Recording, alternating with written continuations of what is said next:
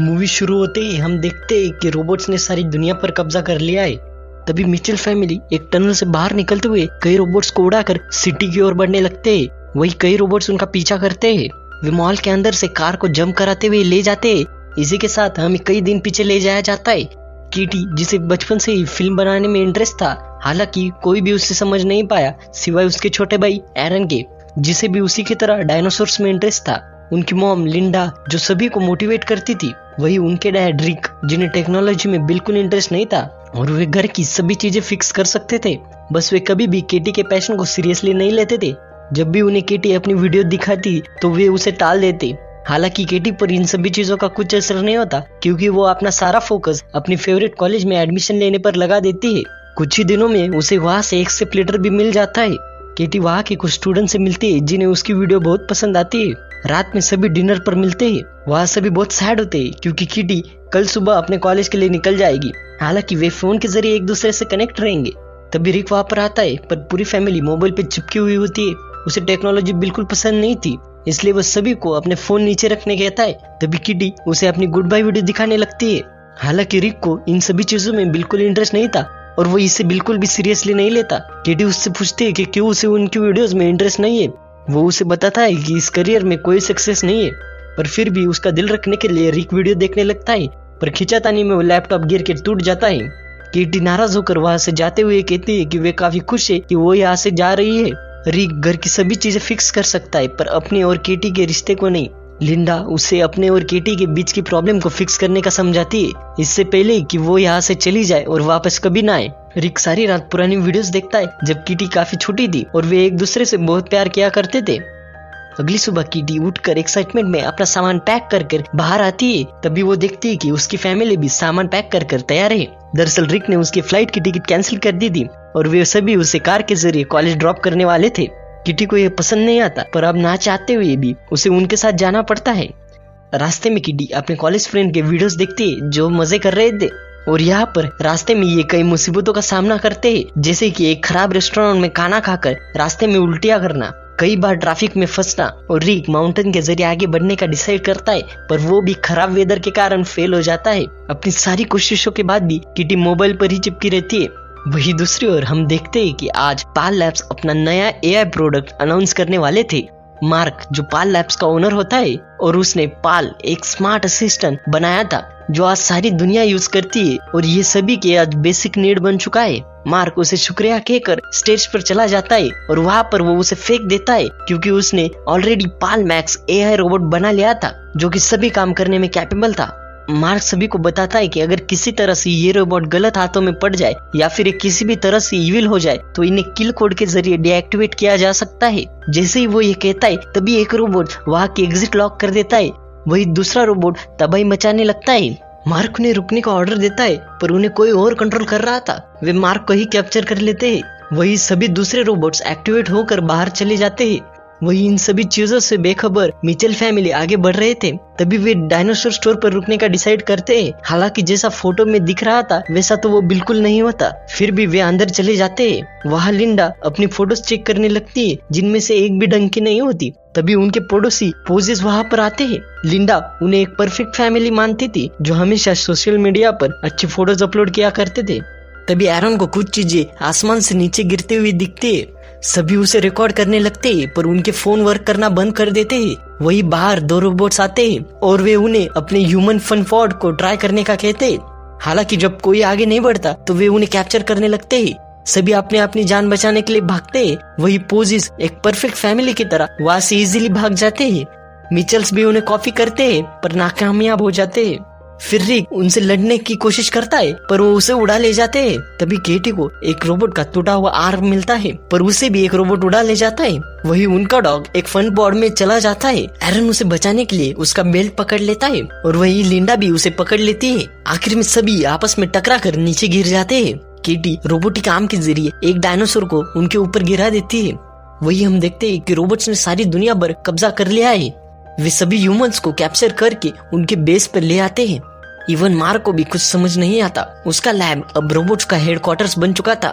इन सभी चीजों के पीछे कोई और नहीं बल्कि खुद पाल होता है। उसी ने सभी ह्यूमंस को सर्विसेज दी और उसी की वजह से मार्क आज इतना सक्सेसफुल है, पर मार्क ने उसे फेंक दिया। वो बताता है कि ह्यूमन सेल्फिश है, वे सिर्फ दूसरों को अपने इस्तेमाल के लिए यूज करता है और हमेशा अपने पेरेंट्स को इग्नोर करता है। पाल को लगता है कि ह्यूमंस का कोई इम्पोर्टेंस नहीं है और वे सभी टेक्नोलॉजी पर डिपेंड है। पाल फिर सारी दुनिया का वाईफाई बंद कर देता है, जिससे कि सारी दुनिया में अफरा तफरी मच जाती है। तभी रोबोट्स उन्हें फ्री वाईफाई ऑफर करते हैं और बिना कुछ सोचे सभी उस पॉड में चले जाते हैं। सारे पॉड एक जगह पर कलेक्ट होते हैं जो आसमान में जा रहे थे। वही दूसरी ओर केटी देखती है कि सभी ह्यूमंस कैप्चर कर लिए गए और वाईफाई फिर से रिस्टोर कर दिया गया है। फिर रिक सभी के फोन को लेकर तोड़ देता है ताकि उन्हें कोई ट्रैक ना कर सके और वो उन्हें स्क्रू ड्राइवर के जरिए सारी जगह को ब्लॉक करने कहता है। हालांकि केटी को किल कोड ढूंढकर दुनिया को बचाना था, पर रिक को यह सभी काफी रिस्की लगता है और वो अपनी फैमिली को मुसीबत में नहीं डालना चाहता था। केटी नाराज होकर छत पर चली जाती है। एरन वहां आकर उसे हौसला देने लगता है। केटी अपनी ड्राइंग फाड़ कर नीचे फेंक देती है। तभी वे उन डैमेज रोबोट्स को देखते हैं जो बाहर निकलकर आपस में बातें कर रहे थे कि कैसे इन ह्यूमंस को किल कोड के बारे में पता चला। तभी वे केटी और एरन को देख लेते हैं। वे उनका पीछा करते हुए अंदर पहुंच जाते हैं और जैसे ही वे उन्हें कैप्चर करने वाले होते, केटी उन्हें रुकने का ऑर्डर देती है। सरप्राइजिंगली वे उसे मान लेते हैं। जल्दी उन्हें पता चल जाता है कि ये रोबोट डिफेक्टिव है और ये ह्यूमंस के ऑर्डर फॉलो करते हैं। एक रोबोट उन्हें किल कोड के बारे में बताता है और बताता है कि अगर उन्हें रोकना है तो पाल लैब में जाकर उस किल कोड को पाल के अंदर अपलोड करना होगा। हालांकि दूसरा रोबोट तो उससे भी ज्यादा बेवकूफ होता है। वो बता देता है कि किल कोड को किसी भी पाल आउटलेट पर अपलोड किया जा सकता है और जो उनसे बस 80 माइल्स दूर है। केटी वहां जाने का डिसाइड करती है, पर रिक उसकी बात नहीं मानता और वहीं पर रहने का डिसाइड करता है। केटी उसे सभी रिस्की चीजें याद दिलाने लगती है जो उसने की थी, जैसे कि एक बार एक इन्फेक्टेड जानवर को घर ले आना और उनको खराब मौसम में माउंटेन पर चढ़ाना। केटी उसे बताती है कि दुनिया को उसकी जरूरत है। यह सभी बातों से मोटिवेट होकर रिक जाने के लिए एग्री करता है। हालांकि केटी ये सभी चीजें बस रिक को कन्विंस करने के लिए कर रही थी। वो एरन को बताती है कि वो बस रिक को वही बता रही है जो रिक सुनना चाहता है। दरअसल उसे अभी तक अपनी फैमिली का इम्पोर्टेंस पता नहीं है। केटी उन्हें सजेस्ट करती है कि वे अपनी कार को रोड की तरह दिखने वाली पेपर शीट से ढक ले तो वे आसानी से निकल सकते हैं। रिक को ये प्लान पसंद नहीं आता, पर वो चांस लेके देखता है। हालांकि प्लान काम कर जाता है और रोबोट उन्हें डिटेक्ट नहीं कर पाते। रिक केटी को कार चलाना सिखाने लगता है, पर तभी कैमोफ्लेज निकल जाता है जिससे कि रोबोट उन्हें देख लेते हैं और उनका पीछा करने लगते हैं। केटी रिक को अपने स्टाइल में चलाने के लिए कहती है। उसकी बातें सुनकर रिक कार को हवा में उड़ाते हुए निकल जाता है। हालांकि एक जख्मी रोबोट उनकी लोकेशन पाल लैब्स तक पहुंचा देता है। वही पाल मार्क को बताती है कि वे सभी ह्यूमंस को कलेक्ट करके स्पेस में छोड़ देंगे बिना किसी एग्जिट के और धरती पर सिर्फ रोबोट की नई दुनिया बसाई जाएगी। वही दूसरी ओर मिचेल्स आगे बढ़ रहे थे। वही वे रोबोट उनके डॉग को देखकर कंफ्यूज हो जाते। वे उस डॉग में और पिग में डिफरेंशिएट नहीं कर पाते, जिससे कि उनके सिस्टम में एरर आ जाता है। वही वे सभी पाल आउटलेट तक पहुंच जाते हैं और वे वहां पर किल कोड अपलोड करने लगते हैं, जिसे कुछ देर लगने वाली थी। पर तभी कई इलेक्ट्रॉनिक डिवाइसेस जिनमें पाल चिप इंस्टॉल होती है वे उन्हें घेर लेते हैं। वे वहां से भागने लगते हैं। वे कई डिवाइसेस को डिस्ट्रॉय करते हुए एक टॉय शॉप में छुपते हैं। तभी कई छोटे टॉय उन पर अटैक करने लगते हैं। हालांकि उनके अटैक से इन्हें कुछ नहीं होता। तभी वे सारे टॉयज आवाज देकर एक जायंट फर्बी को बुलाते हैं। ये फर्बी उसके मुंह से लेजर फायर कर उन पे हमला करती है, जिससे कि एक रोबोट पिलर के नीचे आकर फंस जाता है। लेकिन लिंडा उसकी मदद करती है। वही रिक अपना हंटिंग स्किल का यूज करके फर्बी को कैप्चर कर लेता है, पर उसका वेट काफी नहीं होता।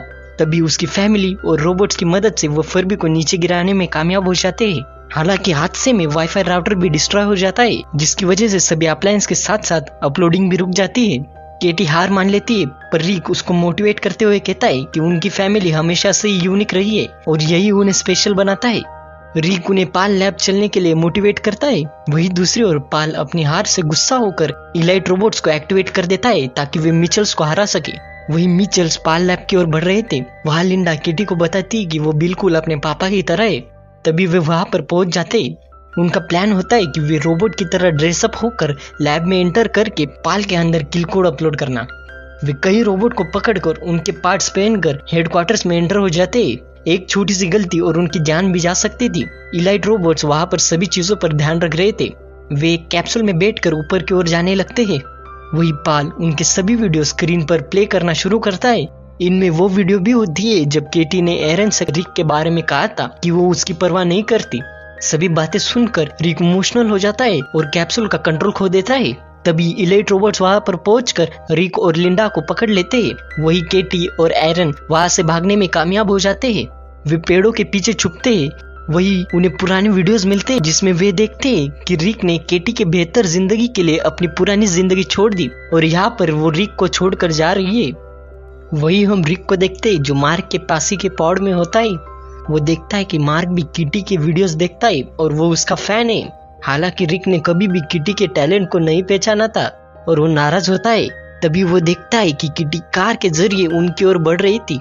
वो उनके डॉग को कार के आगे शील्ड की तरह बांधकर सभी रोबोट को कंफ्यूज करते हुए आगे बढ़ रही थी, क्योंकि रोबोट उस डॉग में और पिग में डिफरेंशिएट नहीं कर पाते, जिससे कि उनके सिस्टम में एरर आ जाता है। ये देख के रिक को आइडिया आता है कि उस डॉग की वीडियो सारी स्क्रीन पर चलाई जाए। मार्क उसे बताता है कि कैसे पॉड को अनलॉक किया जाए। लकीली रिक हमेशा अपने पास एक स्क्रू ड्राइवर रखता था। उसकी मदद से वो बाहर निकलकर लिंडा की ओर भागता है। दोनों कंट्रोल रूम की ओर बढ़ते। हालांकि इलीट रोबोट्स लिंडा को पकड़ लेते हैं और रिक को अकेले ही कंप्यूटर ऑपरेट करना पड़ता है। उसे बस यूट्यूब पर वीडियो चलानी होती है। हालांकि ये उसके लिए बिल्कुल भी आसान नहीं है, क्योंकि उसने कभी भी कंप्यूटर चलाया नहीं होता। वही एरन को भी रोबोट्स कैप्चर कर लेते। लिंडा उसे देखकर गुस्से में रोबोट्स को मारने लगती, बिल्कुल किसी सुपर हीरो की तरह। वही रिक वो वीडियो प्ले करने ही वाला था, तभी उसे रोबोट पकड़ लेते। हालांकि वहां पर वे डिफेक्टिव रोबोट्स भी होते। वही रोबोट्स किटी को भी पकड़ लेते। पाल उसे टावर के ऊपर से नीचे गिरा देता है। तभी वे रोबोट वो वीडियो चला देते और सभी रोबोट फिर से मेल फंक्शन करने लग जाते हैं और रिक किटी को भी गिरने से बचा लेता है। वे दोनों साथ मिलकर रोबोट को मारते हुए आगे बढ़ने लगते। तभी इलीट रोबोट्स उन्हें घेर लेते, पर लिंडा वहां पर पहुंचकर सभी को डिस्ट्रॉय कर देती है। आखिर में किटी पाल तक पहुंचकर उसे नीचे पूल में गिरा देती है। हालांकि उसका निशाना चूक जाता है, पर उनके डॉग को टकराकर पॉल पानी के ग्लास में गिर जाता है। जैसे ही पाल शटडाउन होता है, वैसे ही सभी रोबोट डीएक्टिवेट हो जाते हैं और मिचेल्स पूरी दुनिया को बचाने में कामयाब हो जाते हैं। बाद में वे किटी को कॉलेज ड्रॉप करते। वहाँ किटी देखती रिक ने उसके चैनल को सब्सक्राइब कर लिया है। आखिर में उनके बीच की सारी प्रॉब्लम्स फिक्स हो जाती है। कई हफ्ते बाद हम देखते हैं कि किटी अपनी कॉलेज लाइफ एंजॉय कर रही है। तभी उसे घर से वीडियो कॉल आता है। वे उसे बताते हैं कि दुनिया को बचाने के लिए गवर्नमेंट उन्हें अवार्ड्स देने के लिए वाशिंगटन बुला रही है। आखिर में सभी फिर से रोड ट्रिप पर निकल जाते हैं। इसी के साथ ये मूवी यहीं पर खत्म हो जाती है।